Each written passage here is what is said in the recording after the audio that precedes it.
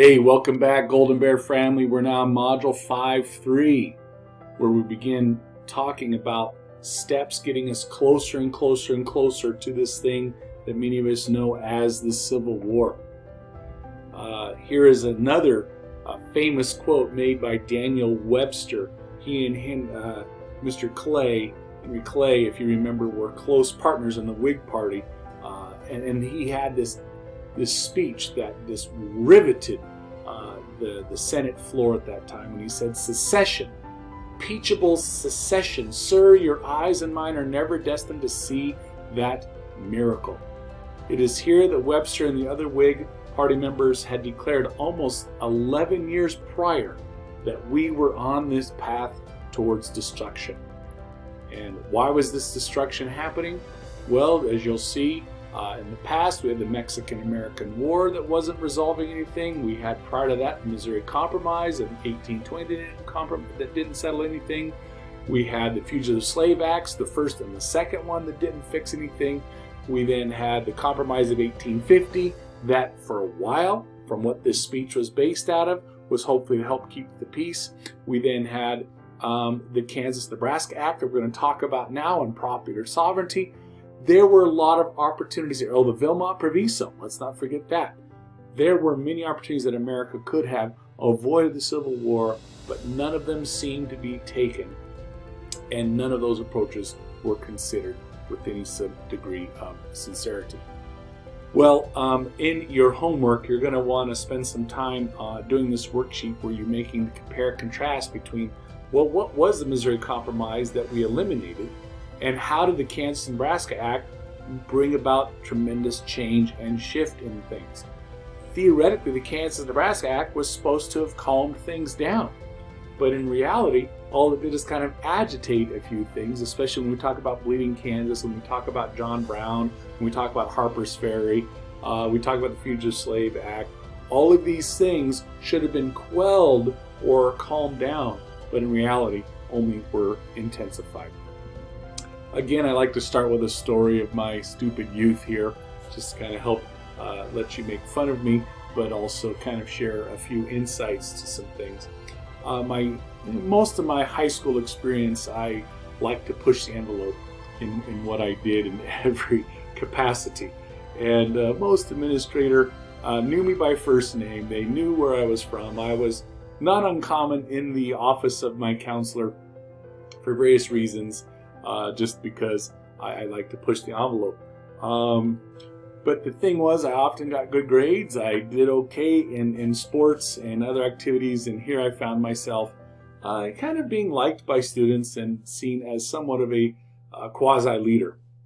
Well, our senior year, we took it upon ourselves to really kind of begin pushing that envelope, where we would do different things that might have bothered the administration, like hosting different unofficial skip school days and unofficial parties after school, a lot of unofficial things, let me just say that.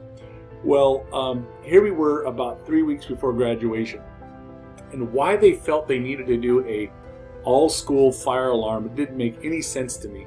Maybe they had forgotten to do it early in the year.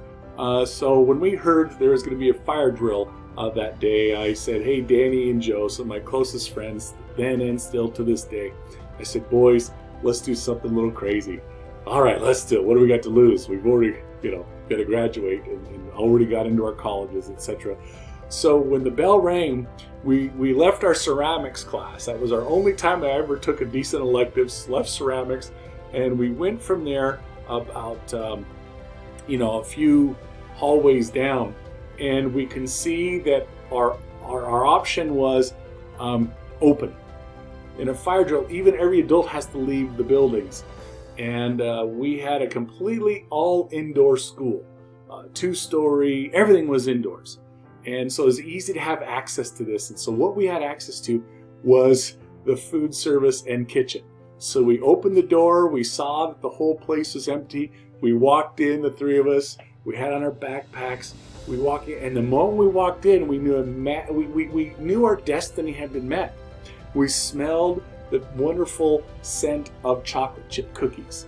There we saw on the counter of those trays, like on baking trays, you could see all the freshly baked chocolate chip cookies that had already been taken out of the oven, so they didn't burn while everybody was out on the fire drills, and we just began loading up. Boom, boom.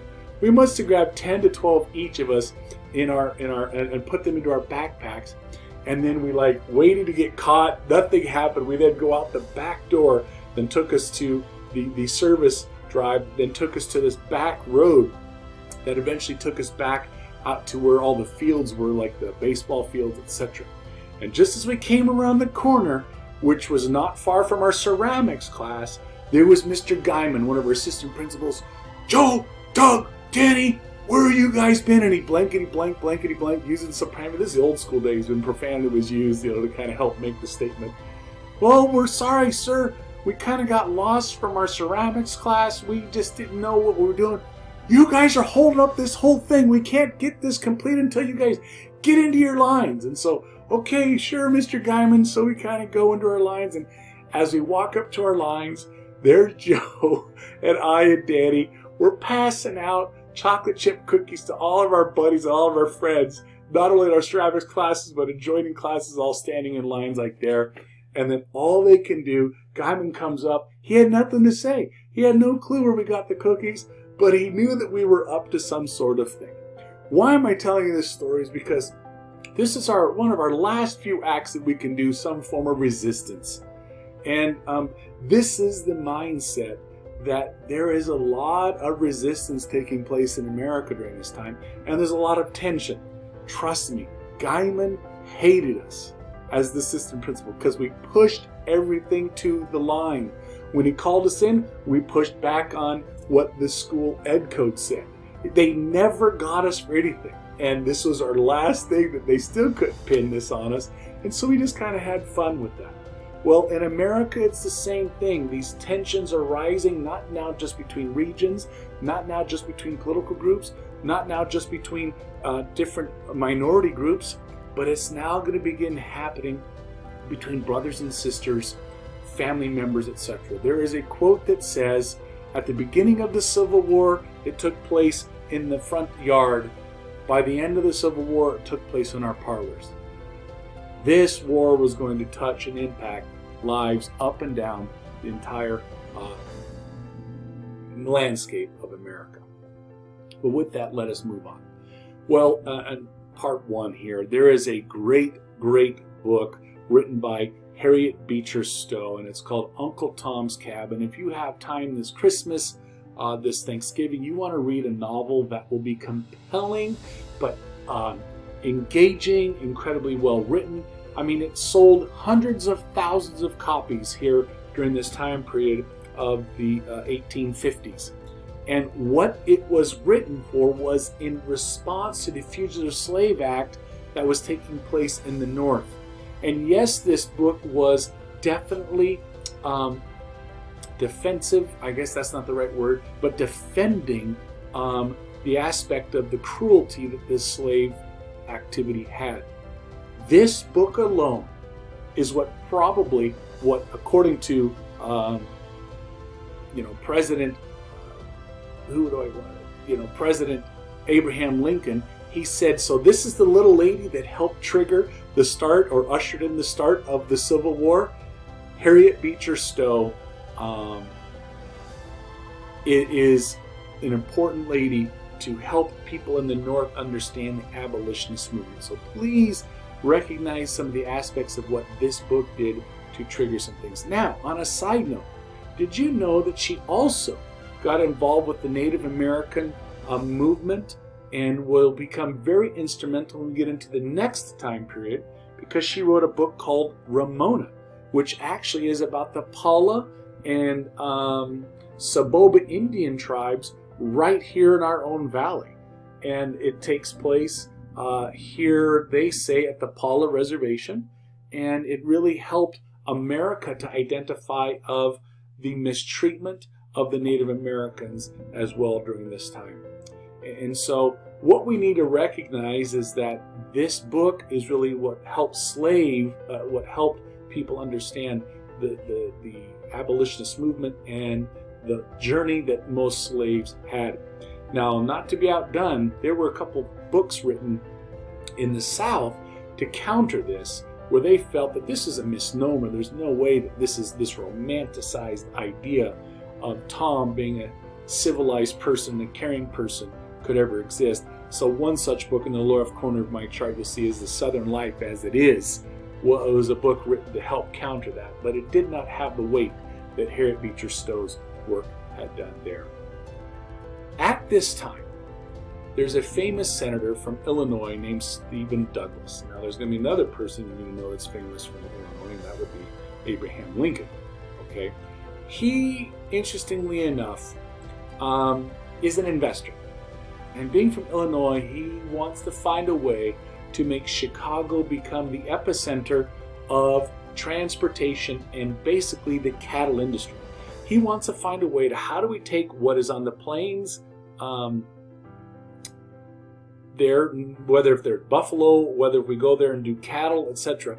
How can we take that there on the plains and bring it to Chicago as quick as we can so that we can, not just kill it, but process it and then sell it locally and overseas. Well, Stephen Douglas invested in this transcontinental railroad that he believed that if the government got involved with it, it would really help bypass a few aspects of what was happening in the South and the dependency that we might have had on them. Well, in order to get this support, Douglas needed the Southerners to agree to this transcontinental railroad. And how he got them to agree to this, he says, we have this land out there as a result of different various treaties that we've had, and this whole issue with the Mexican-American War, and this whole issue with Texas. What if we were to take this area of Kansas and divide it into two different states, with one state being free and the other state being slave, and we'll let popular sovereignty determine that. We'll allow each state to choose that. This is a big issue even still to this day. For instance, California a few years ago legalized marijuana, Colorado as well. Oregon now has legalized even more drugs statewide. Now the federal government doesn't allow those types of things, but the states are doing that. How could they get away with that? It boils back to this idea of popular sovereignty.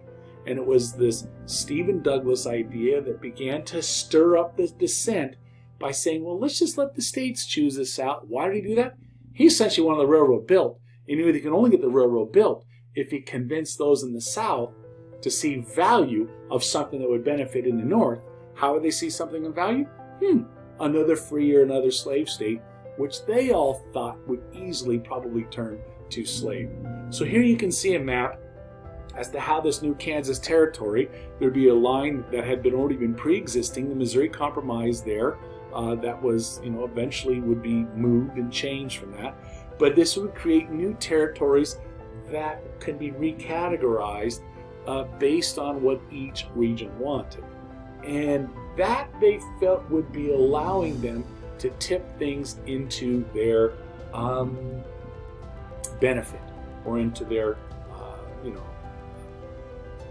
percentage of states that were part of the slavery movement.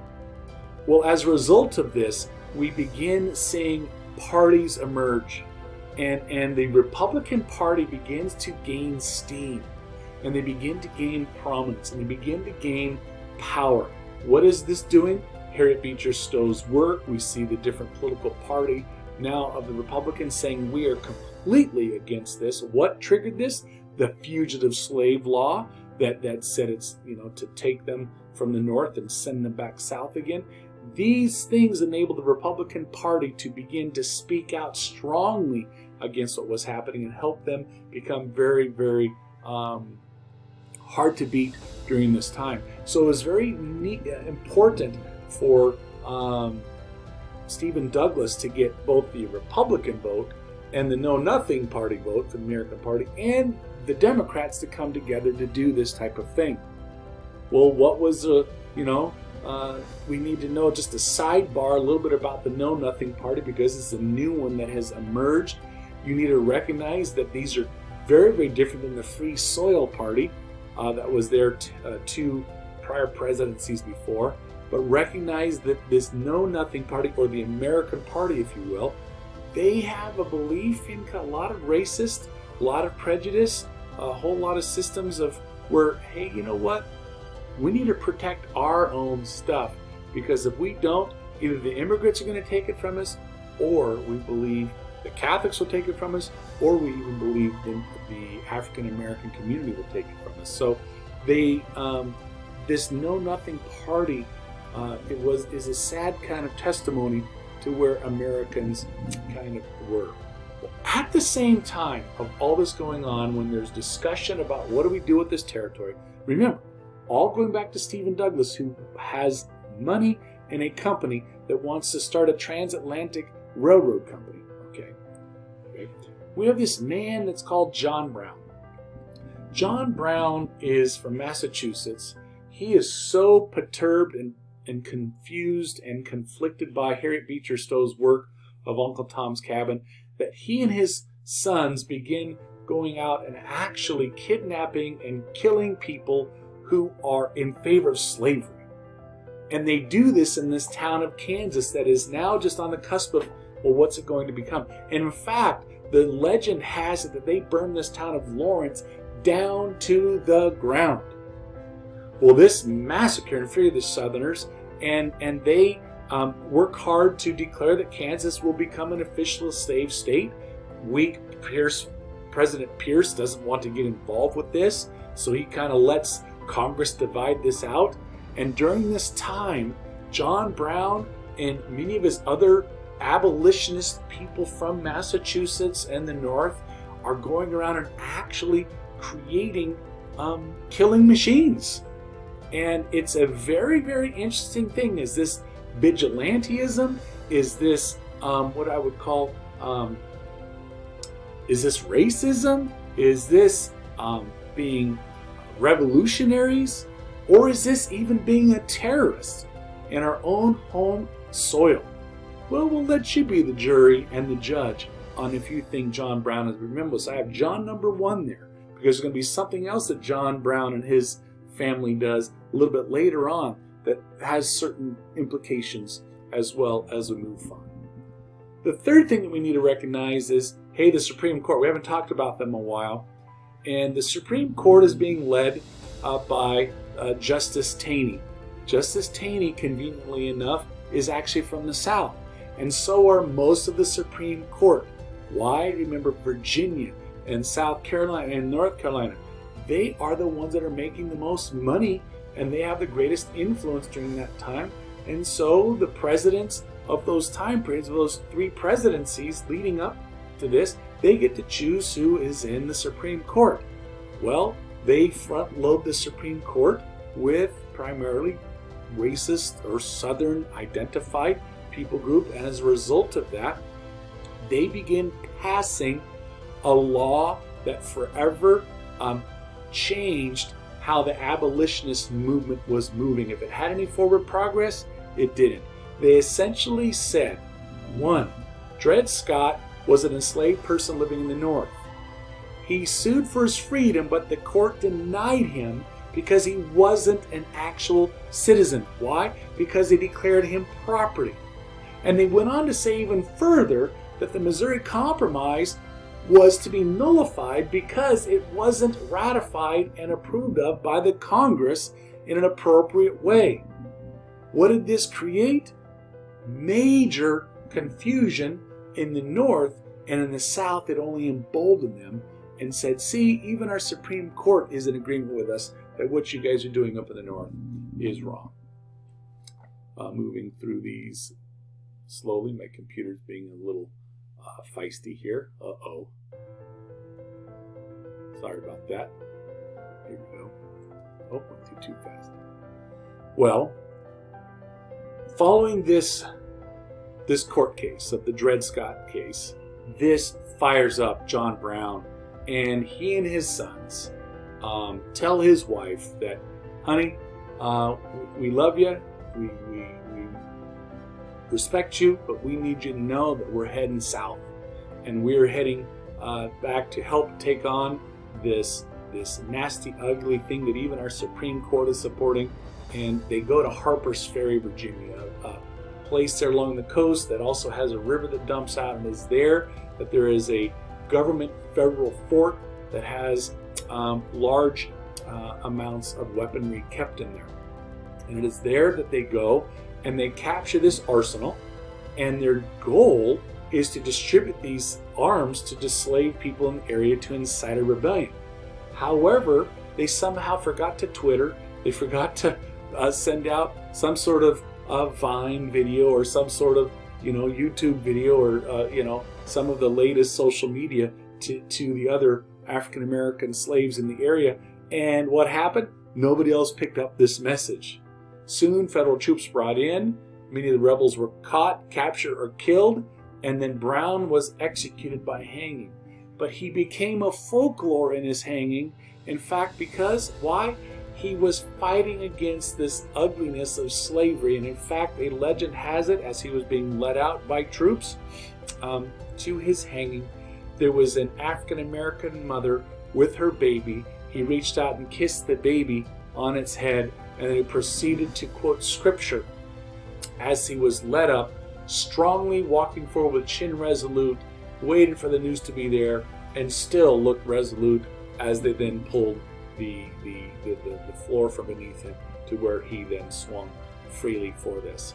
He recognized that he had greater power dead than what he did alive. And what this did is that this caused the abolitionists and others in the Northerners to maybe wonder if this was maybe too strong or harsh of a response, but it also recognized that the Southerners should take notice, because even the Northerners now are starting to take more than just a passive, you guys down there, this bad, stop what you're doing, to where now they're becoming very militant in their approach to this. Well, we need to recognize the election of 1860, right in the middle of all this North and the South tension that the Compromise of 1850 was causing, that the Kansas and Nebraska Act was causing, that the Fugitive Slave Act was causing. We then have this new candidate by the name of Abraham Lincoln, who had been earning his name by debating none other than Stephen Douglas, which I think I talk about here momentarily. But this debate, these 7 debates that they shared, was basically to clarify their positions on a lot of subjects. Stephen Douglas was a well-known orator with a deep, booming voice. Abraham Lincoln is 6'4", tall, gaunt-looking face, with actually some said a high, kind of squeaky voice. There was no comparison. But through his logic, his reason, and his calm senses, by the time that the 7th talk, I guess you would have, their 7th discussion, had won over people to his mindset. But one thing that was clear, I think on his 2nd speech, he made it clear that he believed that African Americans were the weaker vessel or the weaker people. This is important to note, because Abraham Lincoln, when he first ran for public office, he was an abolitionist, but he wasn't about this equality, and he wasn't about the emancipation, and he wasn't about giving back all the rights to the slaves. This doesn't come until later on. So you need to recognize that, there were a lot of factors about President Lincoln who were not clarified until as this Civil War had unfolded into further. Now, on a little side note, you need to recognize that Abraham Lincoln only won 40% of the popular vote. Why? Because you had the Northern and Southern Democrats who were split. The Northern Democrats were all abolitionists. The Southern Democrats were all about slavery. So guess what he got to kind of sneak in through? He was the only Republican candidate there. And as a result of that, he won the popular vote, sort of, only by 40%. But he carried the Electoral College. Did you know, and you hopefully are learning more and more about that, Electoral College has the greatest sway over anything. In fact, 20 presidential decisions have come down to the Electoral College alone. So please, keep aware of the importance of the Electoral College as you move through. So moving on from that, so this crisis to secession so caused the South to be dismayed and confused and befuddled. That how could such a man from Illinois, this guy who thinks slavery should be abolished, South Carolina was the first state to say, we're done with this. We're tired of this. We're worried of this. We're going to secede from this. And soon there were 7 other states that joined them. I think I've done my math there correctly, creating this Confederate States of America.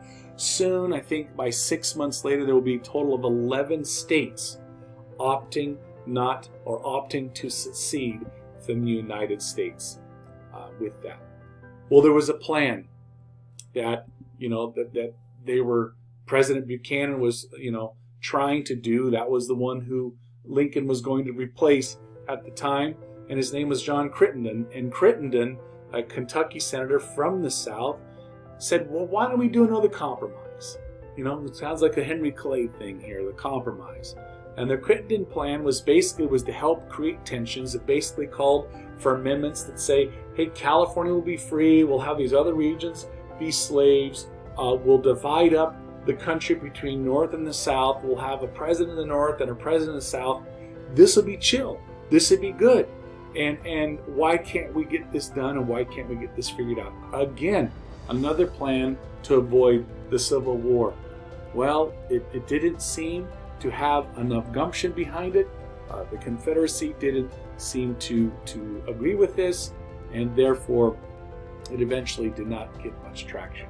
So with that, we need to recognize that there is a lot of moving parts going on in here, that there's compromise being asked, there's tension between immigrant groups, there's problems within each political parties taking place, and then we have Abraham Lincoln winning the presidency without any support from the southern states getting him in office, thus forcing them to say, we gone, we good, we're checking out, and it's time for us to secede. Well, welcome back if you took a little break, but now let's continue on Module 5.4 and this idea of how disunion continues and we keep marching closer and closer to this thing called the Civil War in 1865. There's a great quote here that Abraham Lincoln offered prior to his even running for presidential office. He says, a house divided against itself cannot stand. I believe this government cannot endure permanently, half slave and half free. If you remember in his Stephen Douglas debates, he had declared that actually he thought that the white man was better than the African American man. And so we begin seeing that his process of where he finally gets the Emancipation Proclamation has come full circle and the value of that. But you need to know that this gives you some convincing, compelling evidence that the Abraham Lincoln that you'd like to think by 1865 has been championing everything about the freeing of the slaves. That wasn't always the case. Yes, this is a strengths and weaknesses sheet that you're going to want to pay attention to in terms of what the strengths the North and the South both had prior to the eve of the Civil War. So with that, I want to tell just a brief little story and how it connects to what is happening here. Please remember, there has been compromise after compromise after compromise, as even all the way down to the Crittenden compromise here that just came out, like on the eve of the Civil War with the secession of South Carolina, but still to no avail. I had an opportunity, years ago, 2003, 2004, a good friend of mine from Temecula, he and his family back to the college town where they had both met in this small town of Iowa. Small town, I'm talking 4,000 people, small, okay? And I got to spend 2 or 3 days with him. It was kind of a cool experience. He left the keys and ignition of all of his cars, and he had nice vehicles there. His house was never locked. Everywhere he went, literally, as you had your window down on your vehicle, you'd sit there, and some people give the peace, what's up, others just lift a finger, like if you're driving a steering wheel, this is how you greet it. That's what you did. So everyone had their own little, motifs of how you greeted each other. And so I kind of got into this. It was a cool thing. They had only one pizza place in town. It was kind of a cool experience for me. Well, we were leaving to go visit a cool little farming town outside there to go see a slaughterhouse, because I was interested to go see how they raised and slaughtered pigs. Don't ask me why I was, but we did. So we were stopping to get gas. And so there's only one Main Street. And so I saw that as we were going down Main Street, and we go, oh, dude, let's pull into this gas station right here so we can kind of, he's all, oh, no, we don't go to that gas station.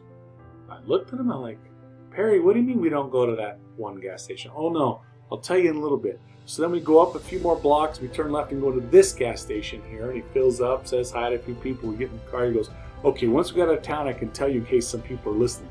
He goes, people in California think people outside of California think we're weird, we're the land of the fruit and the nuts. Let me tell you about something screwy here that's going on in this town. Now, this town of 4,000 people was started by a bunch of Dutch farmers, and so everybody in the town primarily goes to either one of two churches. One is the Christian Reformed Church, and the other one is the Reformed Churches of America. Okay? Literally, both same kind of denominations, I guess Baptist you would call them, but I go, okay, so what's the big deal? He goes, well, I can't go to that guy because he goes to the Reformed Church of America and we go to the other church. I'm like, what's the big deal, dude? He goes, I don't know, but they made it very clear to me I can't go there. I go, okay, can you basically narrow it down to me as to why you can't go to this one versus that one? We're just talking gas, and if you're all Christians, why can't you just find some way to get along? That's a whole other sidebar in and of itself, okay? So we won't have discussion on that. And I go, so what's the big point? He goes, well, frankly, as far as I can determine, we baptize our people backward, and they only believe you should be baptized forward. I said, hold on. You guys don't work together and hang out together and go to each other's restaurants and businesses simply because one baptizes forward and the other one backward. He goes, I think that's what I get. Like, oh my gosh, this is crazy and this is insanity. Let me go back to the land of fruit and nuts to where at least let people think whatever they want to think of us, of our own things. Why do I share that story with you? Because there are some reasons that are that infinitesimal and that perhaps foolish as to why Americans during this time period cannot find ways to compromise despite every effort to do so. Okay? And so please keep your eyes fixed on that as we begin unfolding the different factors that are going to begin us leading to this march of the Civil War. Remember, it goes all the way back to the Compromise of 1820, and then it gets really festering around the Mexico and Mexican-American War there that we had in the 1840s. Okay, so with that, let us move on and march through this rather quickly here because I'm getting a little weary, and I'm sure you are as well. So the South fully embraces the Southern secession. They declare their own form of government. Why do they do this? Because they felt those in the North and that the federal government did nothing to support them with the Fugitive Slave Act, or that the Dred Scott decision didn't go far enough, and they felt this new elected president, Lincoln, who was a card-carrying abolitionist, wouldn't do anything to support any of their interests in the South. Lincoln and some of the Southern legislators even had hoped that there could be some compromise reached with these now soon-to-be 11 states that seceded, but he knew that also that Lincoln couldn't give in too many concessions, because then if they do that, it might cause more states to either join in with their secession, or it might cause others to back away. Well, what happens? Not too long after this, South Carolina, in the city of Charleston, has there, right in the middle, I'm going to show you kind of a picture of it, and if you wanted, there's a video, I think I have a link in the PowerPoint if you want to go back and watch that. But out in the not harbor, but major estuary, I guess you would have, is a little island. And this little island has this fort here. And this fort was designed not to be used against one another. This Fort Sumter was designed to be used against the British, like for the War of 1812, to be used against the French, or to be used against the Spanish, or any foreign invader. It was never intended to be used against one another. But in this fort, as you can see, it has a huge stockpile of weapons that can be used by the military. And it also had a large garrison of American federal troops in there to kind of man it. Well, the Confederacy decides to use this as a means to show their aggressiveness in this war. And so to kick out this foreign power and to maintain its own autonomy, they opened fire on April 15th, and they began in less than 4 days' time, had caused those buildings to be a smoldering wreck, and where nothing was left after that. This Fort Sumter was the battle that started the Civil War that would then last for the next 4 years, and where millions of American soldiers, family members, and others would die. Basically, we need to have a little dialogue here as to how, and this is the worksheet that you can have as part of the graphic organizer that I gave to you kind of at the beginning of this lecture, or can be also found in your Canvas. But these are some reasons as to the strengths and the weaknesses between the North and the South, and that you can recognize that on the right side of the screen there, you can see that there are all some characteristics that we can look at and spend, but I'm going to talk more about that when I do my Steger Select or when we're back in class. Well, with Fort Sumter happened, both sides now begin doing a major all-in prepare for war. We have President Lincoln enlisting the need for 75,000 soldiers, but those 75,000 soldiers are not going to be any competition to the South that has been actually spending and getting ready for the lead of this. Remember, they started their own confederacy. As they seceded, it was at that time they elected a president with Jefferson Davis, and then they had started putting Robert E. Lee and other leaders in place to begin generating their soldiers. And what made the South even more of a vanguard of military strength is that most of their leaders had gone to West Point or Annapolis and were better trained at the strategies of war than those of the Northern or the Union type of soldiers and generals. Union had other advantages, however, as they had resources and population that could fulfill these mandates. And so what we begin seeing is that soon over time, relatively quickly, that as they engaged, the Union was ill-equipped, ill-prepared, and not able to withstand at least the first 2+ years of every time they encountered a battle with that of the South. The only thing the Union can try and do is this thing called the Anaconda Plan, is where they would take a ring of the Navy and place it at every harbor that in the South. What did that do? That prevented the French and British from showing up and trying to bring in reinforcements of other soldiers that they can hire, like mercenaries, but also food and other weaponry that were part of that. Well, by the time we get into the full-fledged military political conflicts, we begin seeing not only interactions on the battlefront, but we see the democracy being challenged a political realm. And so we have a lot of conversations going back and forth. Should the slaves be part of this? Should they not be part of this? And I find it very interesting that at this point in time, on the Secretary of War, Simon Cameron did not want to call up any sort of African American to be part of the war effort. And that will change as they go through, but at this early point, they did not. What is very interesting, however, is that when the Union soldiers encountered the Confederate in the South, and they had engaged in battle, any time that they might have created a skirmish and the Confederates had to retreat, often Union soldiers can actually call contraband could be brought in, or this thing called the Confiscation Act. Like if enemy leaves behind a wagon or a cannon or muskets or any sort of military thing, that can be used and confiscated for the North's benefit. Well, that meant the same thing if African Americans were considered chattel or were considered, based on the Dred Scott case, property. Well, why couldn't they use them to be brought up and protected?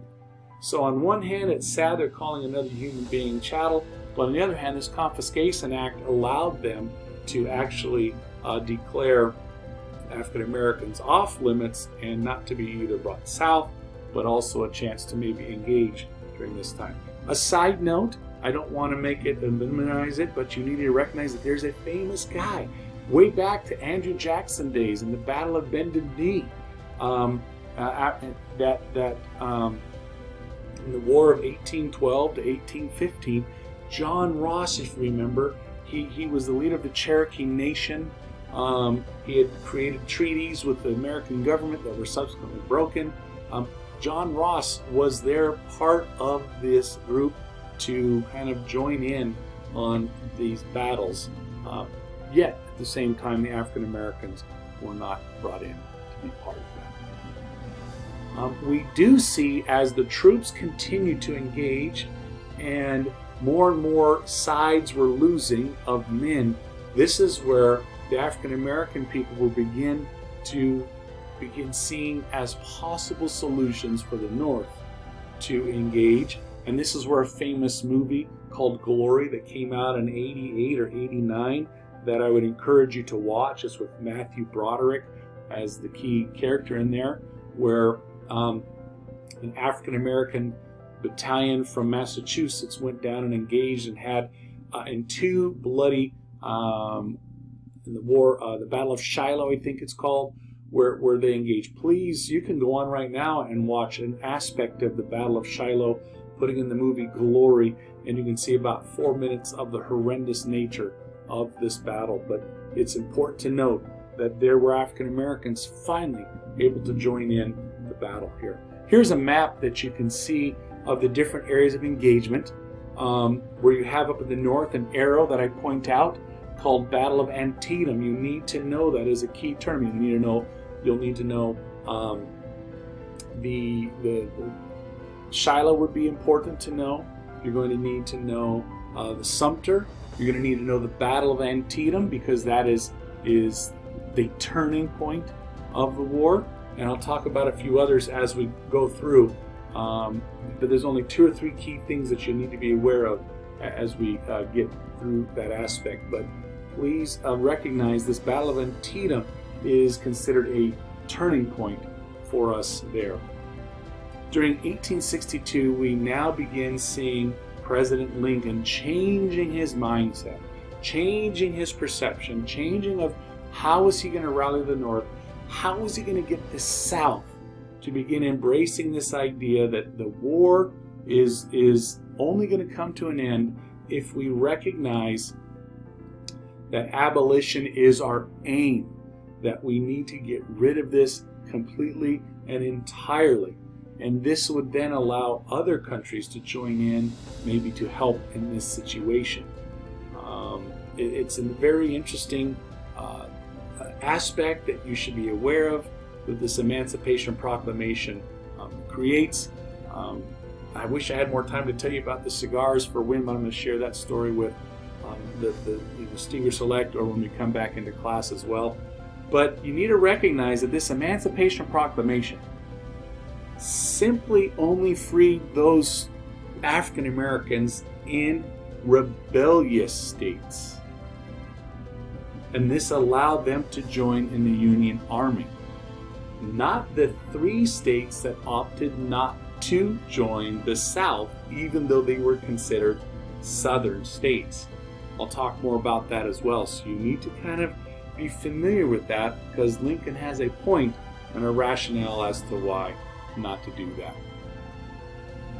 In working through these things, please recognize that, I went too fast, that on the home front and on the war front, that there are numerous depletions of munitions and food and shelter, insufficient ability to, with the increase of technology and the type of rifles that were being used, that brought about a greater degree of injury, greater degree of death. And since medical care was primitive, many people died on both sides, mostly because of infection, not necessarily because of the wounds themselves. There's one such person that you should know, Clara Barton. She will become significant when we also get into 2 time periods from now. In terms of the American Red Cross, Clara Barton is the founding member of that, and it starts as a result of a woman seeing a need and going out and placing her life on the line in order to take care of the men during this time period. That is important to recognize, is that women's roles were beginning to change and become redefined during the Civil War, that you need to kind of keep track of. That's of vital importance. You also see in the South, they recognize that they don't have enough industrial power to compete with what is taking place in the North. And so you have Richmond, the capital where Jefferson Davis has been housed, is now trying to become the industrial powerhouse. But you also see other areas of industrialization. For the main part of Jackson, Mississippi is one of them, made famous by the Man in Black. If you listen to, I can't think of his name, it's too late when I'm making this video right now, Johnny Cash. Johnny Cash lived for many years in Jackson, Mississippi, and sang about it, etc. I'm aging myself, but maybe some of you musical people would enjoy that. But please recognize that there were efforts on both sides of the border that transformed the roles of women, transformed industries, and transformed the economies as we see them. And continuation of what you read and lecture on, you see that more and more people were experiencing problems who were African American. You would think in the South, no, also up in the North. So yes, there were many abolitionists up there that wanted equality and freedom, but you know what, maybe not for African Americans in their backyard.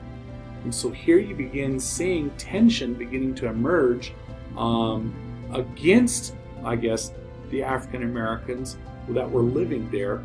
And why were they? Well, these riots were breaking out because for a couple of different reasons. One, they were blamed for the problems, they were blamed for the debts, they were blamed for the shortages, they were blamed for a lot of things. And another thing that was going on is that there were a lot of white people who were being paid by wealthy guys who were draft dodgers, who can say, okay, I don't want to go to battle, I'll pay you to go on my behalf. And so they would do that by going into service, and this then created another form of disfrustration. So here you see during these draft riots, when whites and African Americans were frustrated about the Northerners' plan of bringing people into this war, we see growing class conflict taking place in the very neighborhood that they're trying to defend and free of the South. As a result of this, we begin seeing problems in the North where the President Lincoln has to make a tough call in 1860, I think it's 1861 here, and he declares, because of all of these problems in labor, all these problems on strikes, all these problems of how they're treating the African Americans, etc., he declaims martial law, which is a fancy or not so fancy way of saying habeas corpus, which basically says, I have the right to arrest you, and you don't have to know the reason why, and I can keep you in prison until I want you to get out. This was counterintuitive to what Thomas Jefferson wanted, hence why they wanted to have a Bill of Rights put in there to protect against such a thing, but the Constitution kept that right in there in the time of war. We saw this come into place, little sidebar, but we saw this come into place during World War II with what we did to the Japanese in the court case with Manzanar, etc. Okay, so both sides experienced problems of trying to find enough workers and who were willing to join this. And so because the South lacked railroad systems and canal systems and able to get their food out, and they had blockades, etc. This led to riots as well in the South. And so both sides experienced trauma and hardship and pain and shortages and frustrations as a result of this. And ultimately, what does this mean?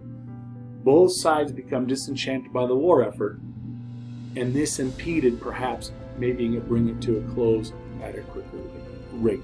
So with that, I want to recognize that as we kind of come into the middle part of the Civil War, both sides, both the Union and the Confederacy, are depending on their citizens. And that's where those citizens often push back and face some sort of increased opposition. But at the very beginning, please remember, it was the South that was kicking booty and taking names. And we're going to find after the Battle of Antietam how that changes the tide on our next episode.